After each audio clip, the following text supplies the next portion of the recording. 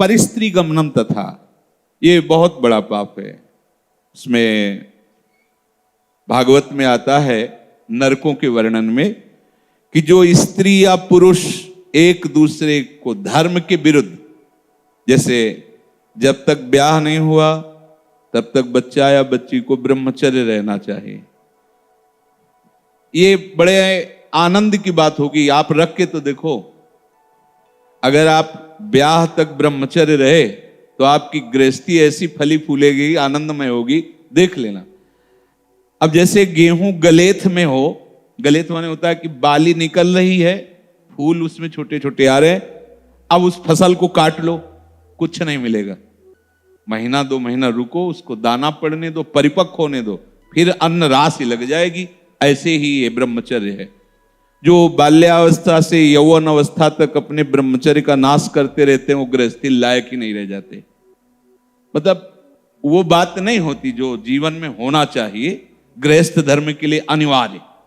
तो जो बच्चा और बच्ची ब्याह नहीं हुआ तब तक ब्रह्मचर्य का पालन करे, और जब ब्याह हो जाए तो पहले तो ये था कि नाऊ चले जाते थे, गांव के नाऊ ठाकुर, वो ब्याह तय कराते थे। ना बच्चा देखता था ना बच्ची देखती थी। कितना निष्ठा, कितनी श्रद्धा। पाणी ग्रहण के समय भले वो देख ले कि फोटो वाला जमाना ही नहीं था, कभी किसी को जाना हो तो अपने लोगों में, शहर जाकर के वो पर्दा वर्दा लगाए होते थे, बैठ जाओ, वो जैसे कहीं जरूरत पड़ी उस समय। ऐसे मोबाइल ही नहीं था पहले की बात। कितनी श्रद्धा, विश्वास। कैसा है, रंग गोरा काला, स्वभाव, कोई मतलब नहीं।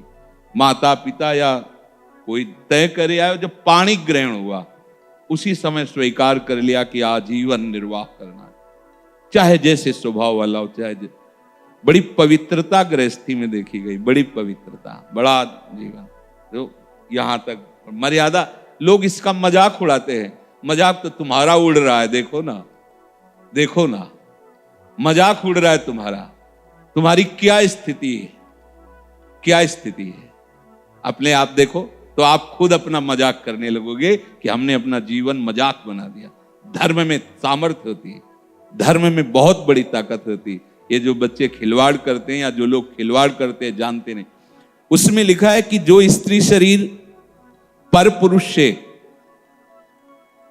ऐसा कुछ संबंध करती है तो लोहे की तपती हुई पुरुष शरीर या स्त्री शरीर जो परस्पर ऐसा, उसमें कल्पों तक मरना है नहीं। कितना दाह होगा। रामचरितमानस में भी लिखा है, पति वंचक परपति रति करई, रौरो नरक कल्प सत परई। जो अपने पति की वंचना करके, धोखा देके किसी और पुरुष के साथ वैसा व्यवहार करती है तो बोले 100 कल्प तक रौरो नरक में पड़ती है। ये शास्त्र झूठे नहीं है। 100 कल्प तक रो। अगर तुम्हारे भाग्य में कहीं ऐसा पति है कि भाई लंगड़ा हो गया है, उसकी आंख खराब हो गई है, सुनाई नहीं देता है, वो रूपवान नहीं है, तो मिला तो तुम्हारे प्रारब्ध से ही है ना। तो अंध बधिर क्रोधी अति दीना, ऐसे उपति करके अपमाना, नारी पाव जमपुर दुख नाना। मान लो रूपवान नहीं है, अंधा बहरा, कैसा भी भगवान की विधान से वैसा, उसे भगवान मान करके मानो, आराधना पद्धति से चलो। अगर पुरुष अपनी पति का जो भाव स्वीकार किया है उसका त्याग करके धोखा देकर दूसरी किसी स्त्री से, ऐसा घोर नरक का अधिकारी होता है वो। अगर ऐसा तो व्यभिचारी की बहुत बड़ी दुर्गति होती है।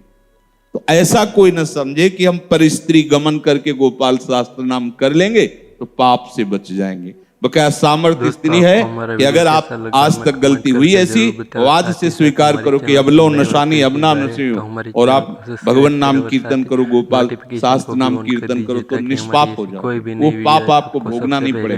पर अगर आगे फिर कर दिया तो पीछे का ब्याज सही जुड़ जाएगा। ये उन्हीं के लिए है, अब लो नशानी, चाहे जितना बड़ा पाप हो।